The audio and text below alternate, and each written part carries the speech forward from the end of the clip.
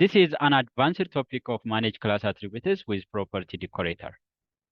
Welcome everyone to this tutorial. In this tutorial, I'm going to explore the fundamental concepts of class attributes and how to manage the class attributes with property decorator. By the end of this session, you will have the skills to elegantly control your class attributes with finesse. Let's begin by understanding the fundamentals of class attributes. Class attributes are variables that are shared across all instances of a class. They serve as the blueprint for object creation, providing default values or shared state among instances. Now let's explore an example involving product prices.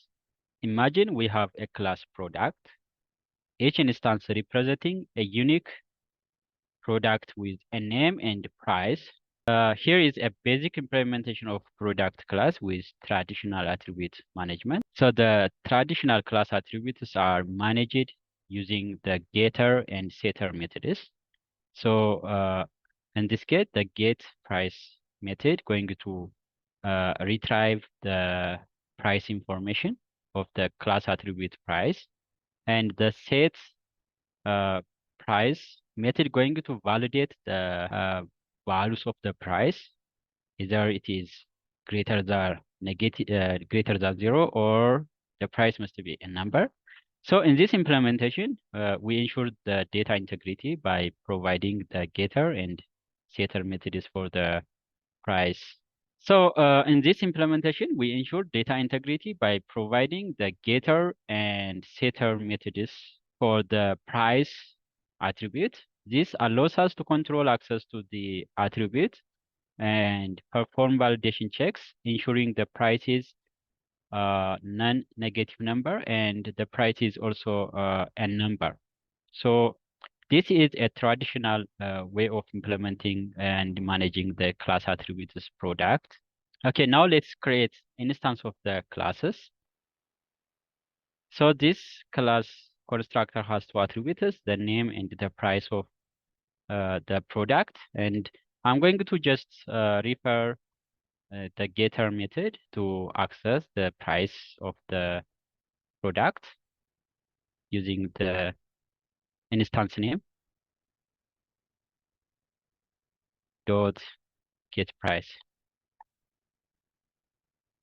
So that is the price 300, and the setter method going to set the values and validate that the value is a number or cannot be, it is not negative. All right, now let's explore an alternative approach with using the property decorator, which offers a more Pythonic and concise solution, because this is a traditional approach to manage the class attributes using the getter and setter methods.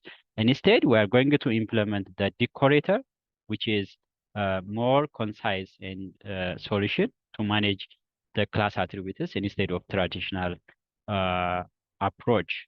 So with the property decorator, we can redefine our product class to use properties instead of traditional getter and setter methods.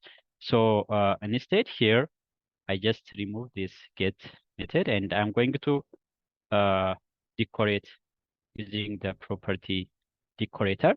And also there is another decorator that used to validate the data integrity using price dot setter, and I'm going to avoid the set price, and I'm going to use the name of the attributes instead, and I just decorate using the property decorator. So the traditional setter and getter methods are just removed here, and the decorator going to manage the class attributes.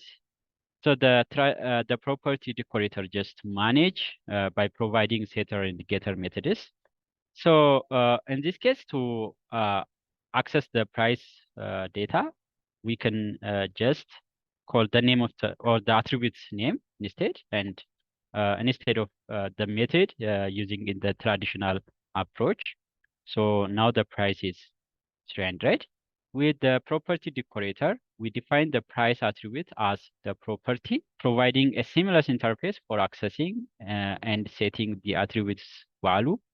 The price dot setter decorator enables us to include validation logic, like validating the price must be a number and price cannot be negative.